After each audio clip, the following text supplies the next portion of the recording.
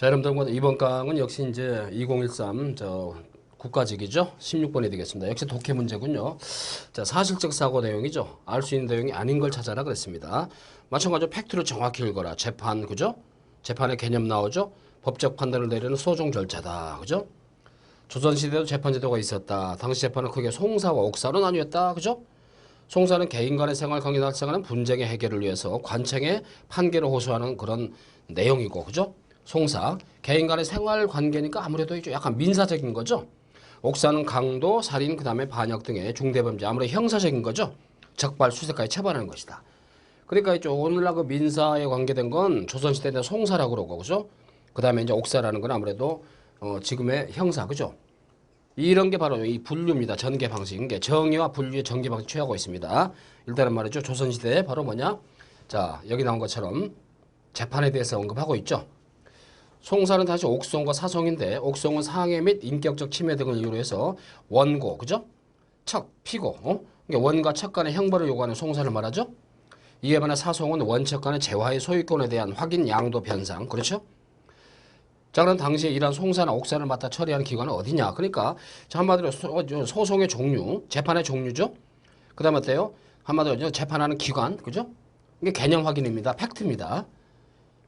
조선시대는 입법사바 행정의 권력 분립이 제도화되어 있지 않았죠.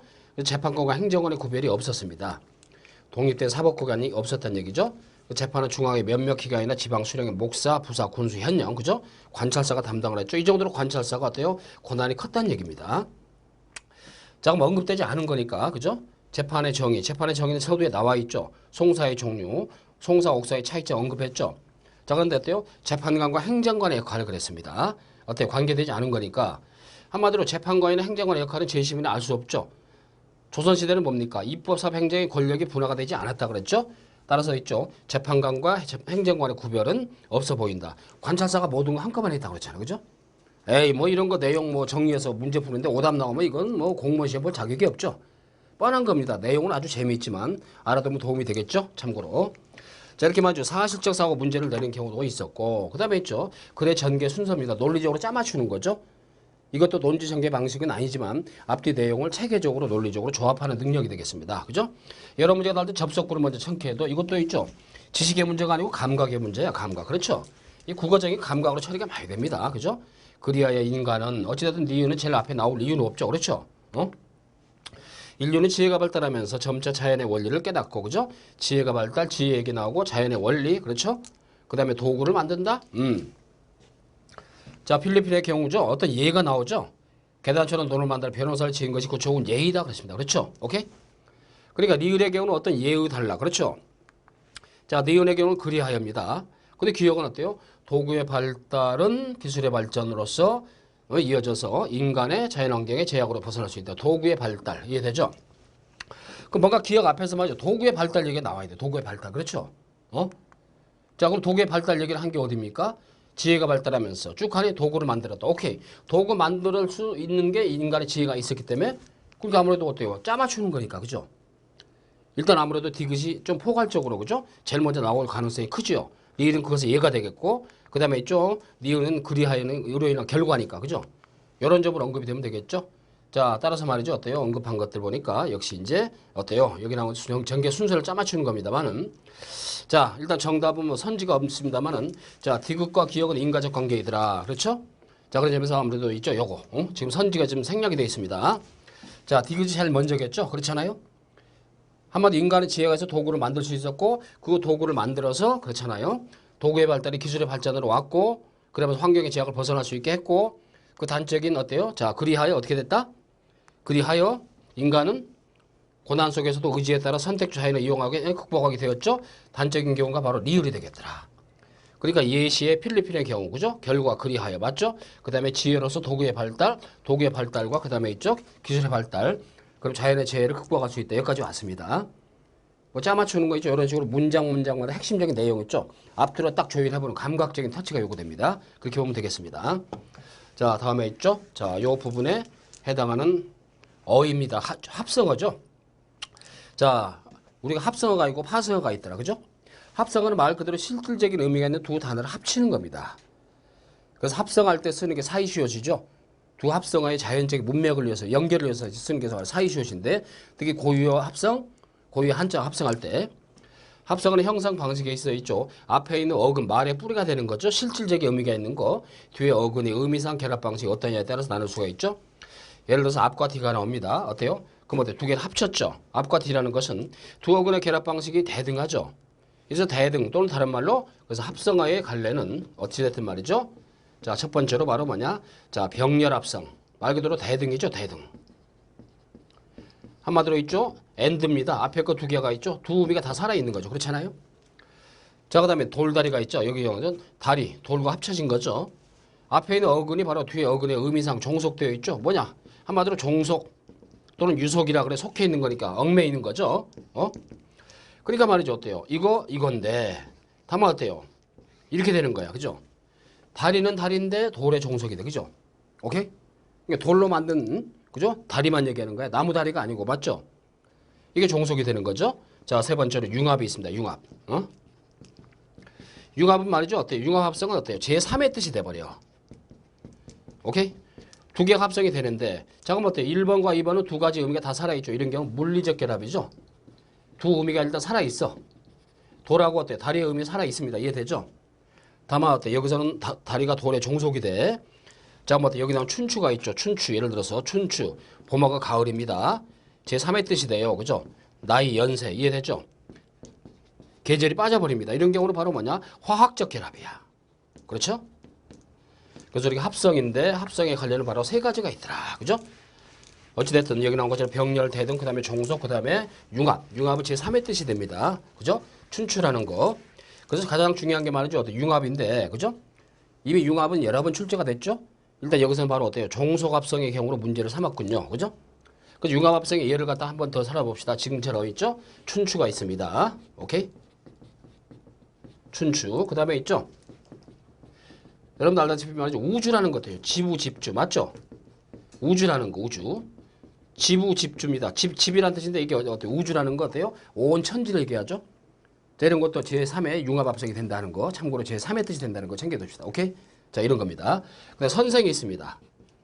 선생은 뭐래요? 먼저 태어나던데 어때요? 선생인데 이것도 말이죠. 티처, 가르치는 사람으로 뜻이 바뀌죠? 이런 경우도 있죠. 우리가 융합합성 예들을 하는 거니까 참고로 보시면 되겠습니다. 자, 손, 발 어때요? 손, 발, 손과 발이 다 살아있죠? 병렬, 대등. 자, 논밭, 논과 밭이 다 살아있죠? 병렬, 대등. 그렇죠? 가방은 가방인데 책을 넣는 가방. 그렇죠? 가방이 어때요? 책에 종속이 되죠. 합성이 됐으면서도. 자, 그 다음에 있죠? 여기 나온 것처럼 어때요?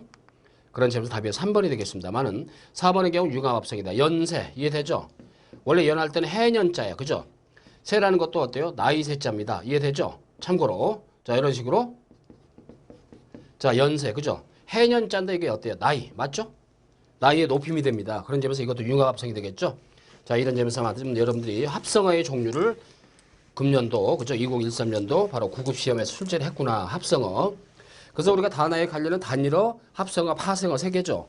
파생어는 어때요? 접두사나 접미사가 붙어가지고 어때요? 다른 의미로 확장이 되거나 품사가 바뀔 때다. 자, 그 얘기입니다만은 아무튼 염두에 두고 생각을 해둡시다. 다시 한번 요 두 개는 대등하게 살아있죠. 병렬 대등. 가방이 종속이 돼 있죠. 오케이? 손가방 그 다음에 있죠. 어때요? 뭐 등등 가방. 그 다음에 있죠. 연세 두 개가 합성이 돼서 제3의 뜻인데 융합합성이 되겠다 하는 거죠. 확인이 됩니다. 자, 다음에 있죠. 맞춤법이죠. 역시 정서법. 어때 20문제 중에 비중이 굉장히 높죠. 정서법.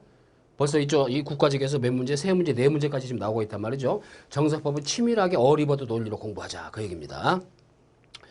어머니는 나의 간절한 바람을 들어주지 않았다 그랬습니다. 그죠? 맞는 걸 찾아라 그랬죠. 자, 참고로 있죠. 어가는 바로 바라다죠. 바라다.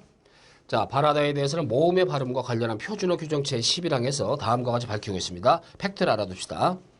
다음 단어에서는 모음의 발음 변화를 인정하여 발음이 바뀌어 굳어진 형태를 표준어로 삼는다 전제했는데 바라다를 표준어로 삼고 바레다를 버린다 그랬습니다. 오케이? 자, 여기서 바라다 있죠? 오케이? 자, 바라다가 어찌됐든 말이죠.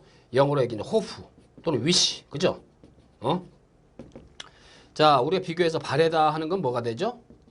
예를 들면 어때요? 전 색 같은 게 있죠? 색의 느낌 같은 게 약간 어때요? 흐려지는 겁니다. 여러분들 좀 뭐야 좀 아웃도어로 샀어 그죠? 한 1년 지나게 세계 좀 바랜 느낌 들죠? 그럴 때는 발에다가 되는 거죠. 이해되죠? 그럼 당연히 이것의 명사형도 바람이 되겠습니다. 희망, 바라는 바, 원하는 바 맞죠? 요거니까 요것의 명사형은 당연히 바람이 되겠죠? 요 점에서 자 그런 점에서 말이죠. 현재 어때요? 자 1번은 그대로 오케이 맞습니다. 나의 희망을 들어주지 않았다. 그죠? 오케이 요거 쭉 챙깁시다. 이런 것들이야 이런 것들. 예를 들어서 우리가 삼가다. 이규보의 이욕설 나왔죠. 삼가다는 경계하고 금지하다. 그죠? 이것이 마치 삼가하다가 아니야. 알았죠? 삼가다는 금지하다 그런 얘기인데 하가 들어가면 안 되죠? 오케이? 이것의 명사형도 삼감, 가급적이면 절제하는 거. 그죠? 오케이. 이런 특수성을 띈 것들을 우리가 알아둬야 되니까 좀 기억해두자. 그 말이죠.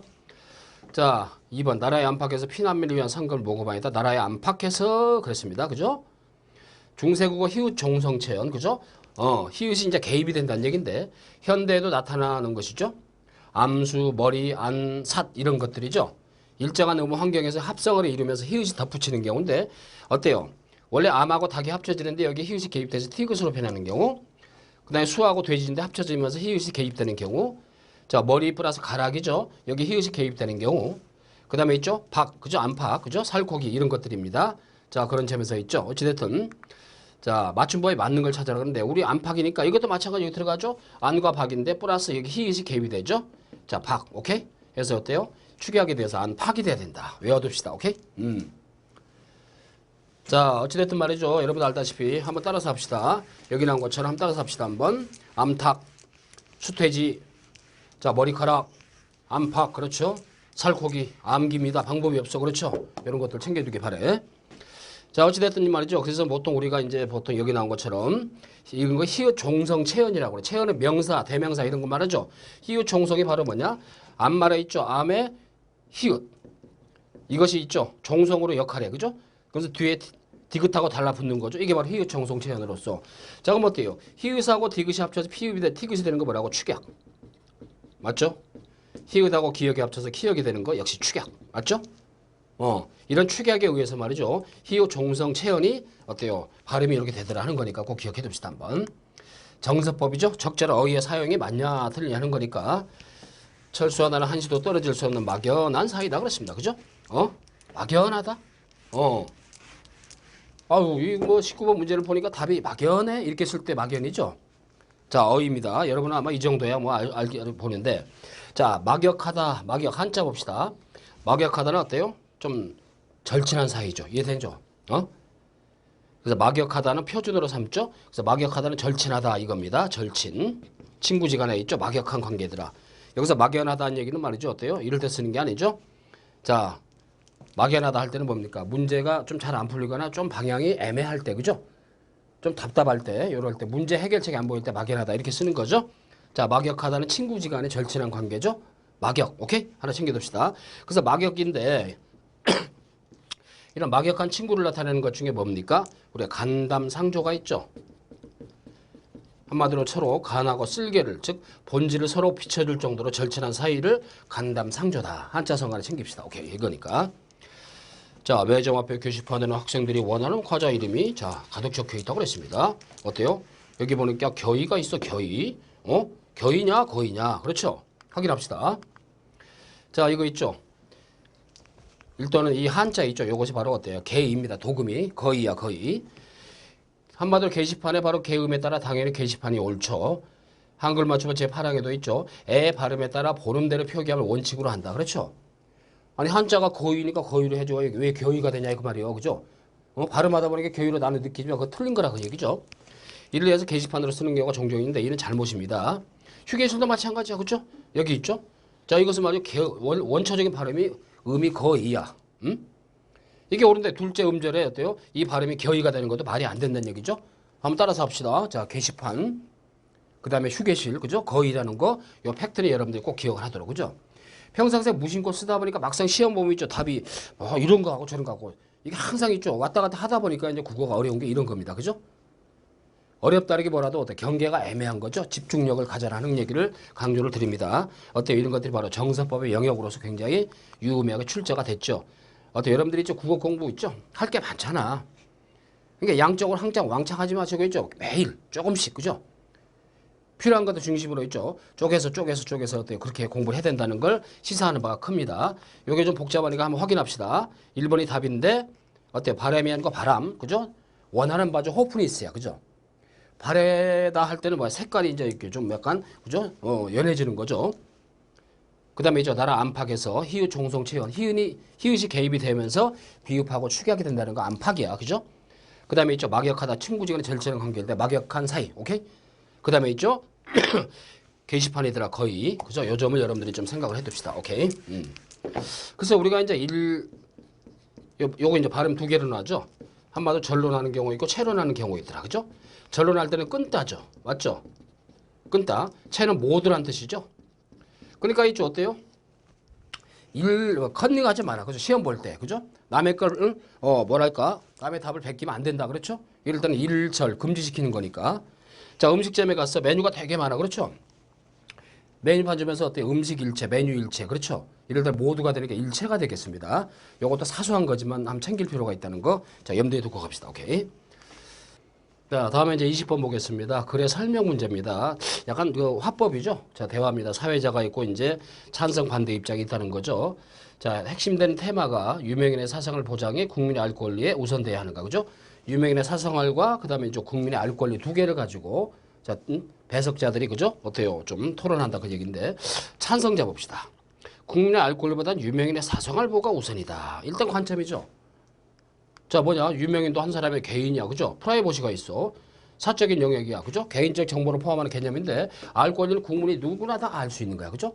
그럼 어때요? 결국은 알 권리를 존중하다 보면 어때요? 유명인도 개인의 어떤 그런 일조 사생활이 어때요? 좀 다 밝혀지면서 더군다나 인터넷이 발달하니까. 그죠? 자칫하면 어때요? 인터넷상에서 어때요? 악플이 막 돌아다닐 수 있죠? 그런 점에서 찬성하는 입장에서는 어찌됐든 말이죠. 찬성자 입장에서는 유명인의 사생활은 보장돼야 한다. 국민의 알 권리보다. 자, 그렇다면 있죠. 여러분들 뭐 내용 뭐 뻔한 거니까. 그죠? 찬성자 반대측 입장을 봅시다. 유명인의 사생활보다는 국민의 알 권리가 우선돼야 된다 그랬습니다. 그죠? 자, 뭐 어때? 유명 정치인 얘기도 나오고 그렇잖아요. 자, 이네들의 개인 유명인들의 사생활은 결과적으로 사회적으로 영향을 많이 끼치기 때문에 어때요? 자, 그네들의 어떤 그 영향력은 무시를 못하기 때문에 국민의 알 권리에 우선해야 된다. 그죠? 알 권리가 우선해야 된다. 그런 얘기입니다. 아무튼 하나하나가 사회에 끼치는 영향이 크다는 얘기죠. 감추고 싶은 비밀도 공익을 위해서는 필요하다. 그렇죠? 자, 어때요? 일단은 사회자가 토론을 문을 열어놓고 그렇죠? 어찌됐든 찬성자 입장에서는 어때요? 연예인의 사생활은 보장돼야 한다. 그죠? 반대자 입장에서는 아니다. 그죠? 우선 공익을 먼저 생각하자라는 입장을 취하고 있죠. 발언 순서를 통제하고 있다. 찬반 여부를 표명하고 있다. 사회자가 자신의 찬반 여부를 표명한다. 찬성 반대측 모두 논제에 대한 상대방의 입장을 수용한다. 찬성적인 입론 단계에서 논제와 관련된 구체적인 사례를 제시한다. 어때요? 사회자가 먼저 찬성 측 입론해 주십시오. 이어서 반대 측에서 준비해온 입론을 듣겠습니다. 그죠? 한마디로 뭡니까? 이미 뭐랄까 로드맵을 정해놓고 움직이고 있죠. 사회자가. 안 그래요? 사회자 발언이 있기 때문에 결과적으로 어때요? 사회자가 토론자의 발언 순서를 통제하고 있다고 볼 수 있죠. 그렇잖아요? 찬성자가 먼저 반대자가 나중에 그죠? 준비해온 내용 하라고 해서 미리 통제를 하고 있기 때문에 어때요? 우리가 1번을 답으로 보는 게 적합성이 있다는 확인할 수가 있겠습니다. 여러분들 어때요? 여기까지 해서 이제 우리가 20문제 다 봤습니다. 자, 다음 강의에서는 있죠. 2013 역시 99 지방직 문제로 완벽하게 분석을 하겠습니다. 자, 집중하시면서 여기까지입니다.